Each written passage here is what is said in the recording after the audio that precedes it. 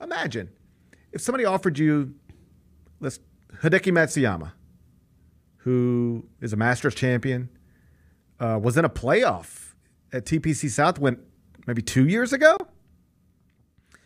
was reportedly offered $300 million to join LIV. And obviously, I don't care how you feel about Saudi Arabia. Somebody puts $300 million in front of you, that's going to make you think for a minute, right? I mean, $300 million guaranteed. Yep. And you're weighing the pros and cons of it.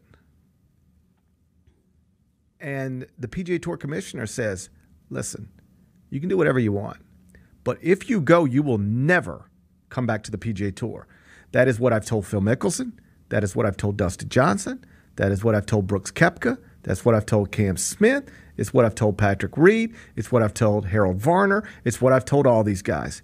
Take your money if you're comfortable with it, but you have no home on the PGA Tour ever again. It's over. And then 2 years later, you tell Hideki Matsuyama, hey, remember all those guys that took the money? And I told you they're never coming back. And I told you if you go with them, you're never coming back? Yeah, they're coming back. Crazy. And they get to keep all their money. I mean, dude, Tiger Woods turned down $800 million or something like that. The report was... And he'll be fine. But a guy like that's pissed. I don't...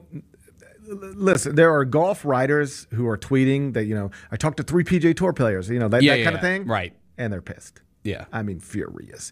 Big picture, I think both these things can be true at the same time. Big picture, it's probably good for the sport of golf and probably good for all golfers because you're going to be competing with the best golfers in the world and for presumably a lot more money. I don't want to put numbers on it, but just think about if somebody told you can play in this golf tournament for $20 million. That's the purse, $20 million. If we let these other guys in, it'll be $35 million. You want to let them in? All right. So if I win, I get $11 million instead of $8 million. If I finish 20th, I get $4 million instead of $2.2 million. Whatever. I'm just throwing numbers out.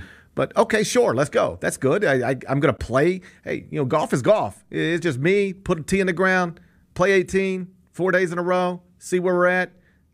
If I can go 8 under for the tournament and make $5 million instead of go 8 under for this exact same tournament and make $2 million, I'd rather make 5 instead of 2.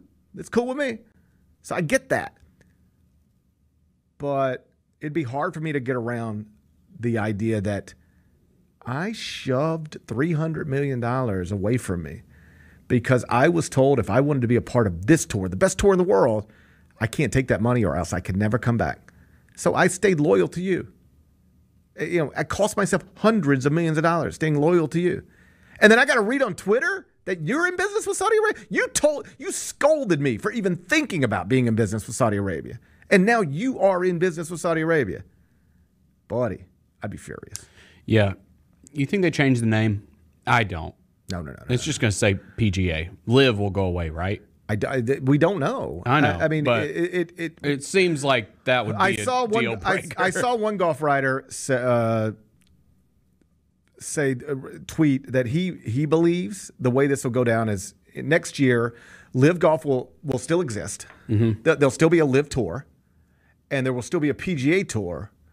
The only difference will be that the LIV golfers who want their PGA Tour cards back will be able to get them back. And they'll be able to pop between both tours. Gotcha. So Brooks Koepka might play a LIV event one week and a PGA Tour event the next.